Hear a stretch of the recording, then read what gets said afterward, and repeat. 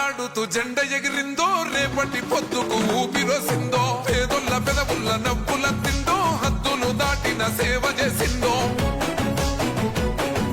త్యాగాల జెండ భుజానికెత్తి తరులుతున్నాడే మహేష్ అన్న వెంట సైన్యమై కాంగ్రెస్ జెండలెగరేసే గుండె నిండో జెండా నింపుకున్నోడే తెలంగాణల నికాసైనోడే ఎగురుతున్న కాంగ్రెస్ జెండే మహేష్ అన్న ఎదురుంగా నిలిచేటి మొండి గుండె మహేష్ అన్న ఎగురుతున్న కాంగ్రెస్ జెండే మహేష్ అన్న ఎదురుంగా నిలిచేటి మొండి గుండె మహేష్ అన్న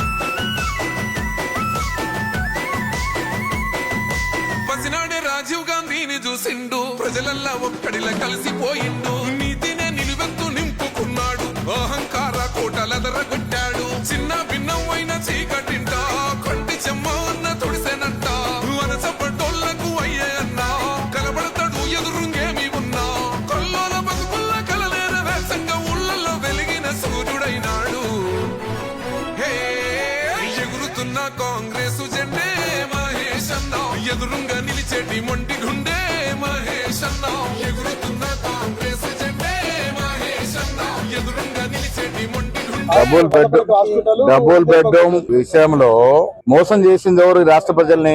కేసీఆర్ కదా. డబుల్ బెడ్రూమ్ అని ప్రతి బహిరంగ సభలో చెప్పి 10 ఏళ్ళు అధికారం నుండి ఎన్ని వేల డబుల్ బెడ్రూమ్లు ఇచ్చిండ్రు. ఇలా కాంగ్రెస్ పార్టీ ఇచ్చిన మాట ప్రకారం ఇందిరా మిల్ల పేరిట ఒక్కొక్క నియోజకవర్గానికి 3000 ఇల్లు చొప్పున ఇస్తున్నాం. ఇచ్చే విధానం కూడా ఏంటి?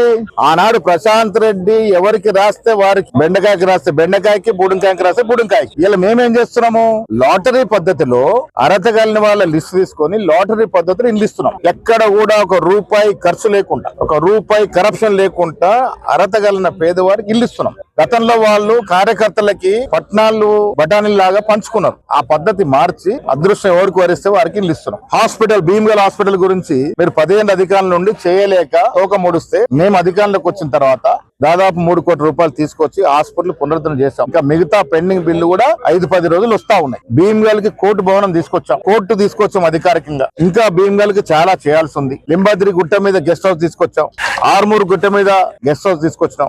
ఇవాళ కొండగట్టు నుంచి ఆర్మూరు వరకు, తర్వాత బాసర్ వరకు రోడ్డు వెడల్పు చేసే కార్యక్రమం చేపడతా ఉన్నాం. ఇంకా ఈ బాలుకొండ, ఆర్మూరు నియోజకవర్గాల్లో ఏ అవసరం ఉన్నా తీర్చ సిద్ధంగా ఉన్నాం. ఇంటిగ్రేటెడ్ స్కూల్ ఆర్మూరుకు వచ్చింది, బాలుకొండకు రావాల్సి ఉంది. రకరకాల అభివృద్ధి సంక్షేమం ఇస్తా ఉన్నాం. ప్రశాంత్ రెడ్డి గారు ఏం మాట్లాడినా దానిలో సహేతుక నింద ఉంటే డెఫినెట్ గా జవాబు చెప్తాం. వారు హయాంలో ప్రతిపక్ష ఎమ్మెల్యేల గోస చెప్పరాకుండా ఉండే టీఆర్ఎస్ హయాంలో మేము ఇలా శాసనసభ్యుడు TRS party, BRS party, BJP party చూడట్లే. వారికి ఇవ్వాల్సిన గౌరవం ఇస్తా ఉన్నాం. ప్రజాస్వామ్యం నమ్ముకున్న పార్టీ మాది. కేసీఆర్ లాగా నియంత్రణ వేయించట్లే. మేము ఎమ్మెల్యే ఏ పార్టీ అయినా వారికి రావాల్సిన నిధులు, విధులు ఇస్తా ఉన్నాం, గౌరవం ఇస్తా ఉన్నాం. ఇది మా మార్కు పాలన. ఇది కేసీఆర్ గారు చేసిన అప్పు ఇంత అంత కాదు. 8.5 లక్షల కోట్లు అప్పు పెట్టిపోయాడు. నెల తిరిగేసరికి 6,000 చిల్లర కోట్లు వడ్డీ అసలు కడతా ఉన్నాం. మిగతా డబ్బులతో రాష్ట్రం నడుపుతా ఉన్నాం. చేతులు ఎత్తేట్లే. వచ్చే కాలంలో పెన్షన్ కూడా ఇచ్చే ప్రయత్నం చేస్తాం.